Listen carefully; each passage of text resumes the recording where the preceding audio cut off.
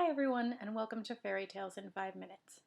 Now, if you have already been here and you kind of already know what's going on, I will leave a timestamp in the comments down below so that if you want to skip straight to the story, you can do that without having to listen to all the explanations that will proceed. But if you are new or you want a refresher on how everything is going to go, so here's how this works. I have a list of words, concepts, and phrases that often appear in these types of stories. I generate 5 words off that list at random by rolling a die. Whichever words are associated with the number on the list that has come up on the die are the words that need to appear within the tale. I then give myself 1 hour to write that fairy tale and time it to make sure that it fits within 5 minutes spoken. That final product is what you are getting today. Real quick before we start. 1. Anytime a word on my list pops up in the story, it will also come up somewhere around here-ish on your screen. So keep an eye out for those just for fun and curiosity. And 2, this particular tale is related to last week's. You don't have to have seen last week's in order for this one to make sense. However, I will link it for you so that if you would like to watch it, you have that option. But again, this one does sort of stand on its own enough that there's no reason for you to have had to see last week's for this one to work for you. So, without further ado, welcome to our 5-minute fairy tale.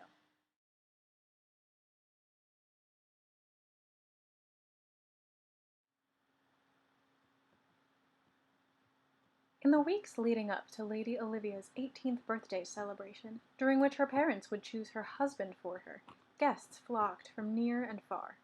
One such guest was Olivia's favorite cousin. The worldly Sabrina, several years Olivia's senior, ensured that her cousin met every guest worth knowing. But none of them caught her eye.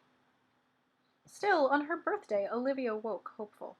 Careful listening at keyholes had taught her that her former flame, a man named Edmund, who had recently obtained great wealth, might come back to ask for her hand. She spent the whole day dreaming of him, to Sabrina's teasing delight.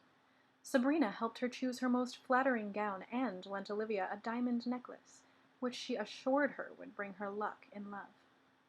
But Edmund didn't turn up. When Olivia's father stood to make the announcement, Olivia, frantic with anxiety, did not hear the name he spoke, but she did see the man who stood in response. Several years her father's senior, with a slimy smile that turned her stomach. She rushed to her bedchamber, heartbroken, but Sabrina had a plan. The family home backed up to a forest separating Sabrina's childhood land from Olivia's. Sabrina had spent much of her girlhood exploring these woods and knew a shortcut through the trees to the docks. She had contacts among the sailors there and would take Olivia home with her until they could figure out a way to get her out of this. So, while everyone slept, Sabrina and Olivia crept off down the well-hidden path. Sabrina knew the forest well, but it had been years since she had traversed it, and storm clouds had blown in to cover the moon. Soon, they were lost. When the silhouette of a hut appeared through the darkness, Sabrina halted. She had seen this place before, she whispered. It belonged to a bloodthirsty ogre whose home was surrounded with traps that would ensnare anything that wandered too close. They backed up, carefully.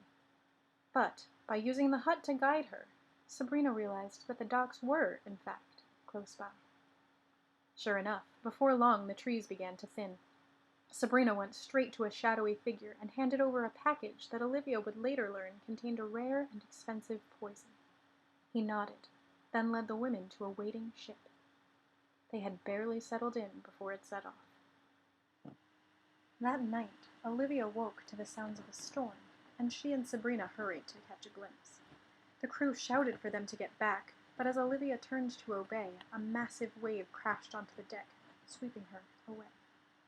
She awoke in an unfamiliar cabin, where a stranger tended to her, then introduced her to the captain, a woman known as the Pirate Queen, who had made a habit, and a crew, of rescuing damsels in distress tossed out amidst the waves.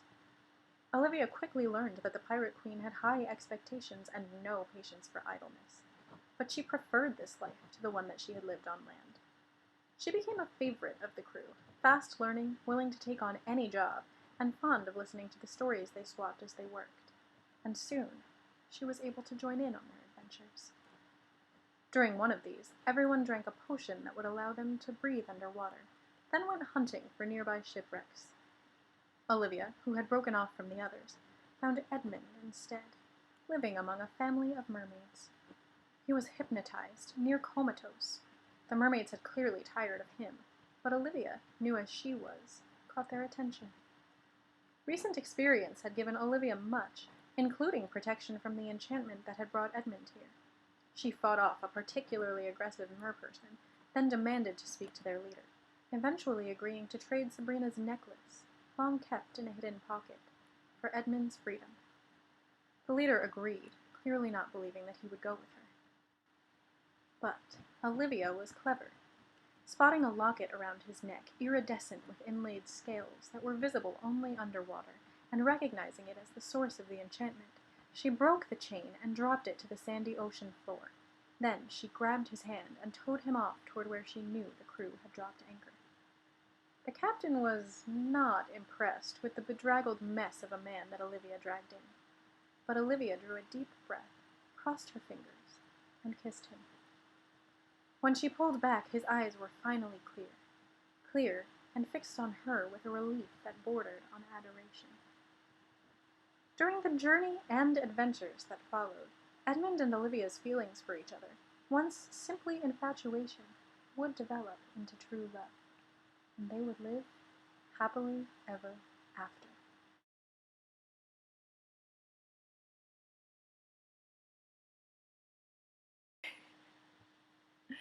Okay, well that one was fun. It was actually a request of a friend of mine who was distressed at me for not having given Edmund and Olivia a happy ending, so she asked me if I could potentially come up with a way to give them a different option. And I was happy to do it. It was quite fun, actually. But for now, let's pull my list up and find out what next week has in store for us, shall we? We shall have a dragon, some secrets,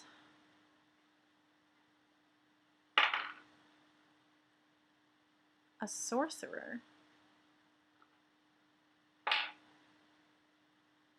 a werewolf, and a mask. Speaking of words that are going to be really fun to try to fit together, we will see what happens there next week. And in the meantime, please feel free to like, comment, and subscribe. I would love to know what you have in mind or what you would like to see in future fairy tales. And also feel free to share this video with someone that you think might enjoy it. And I will see you all next week. Okay, bye!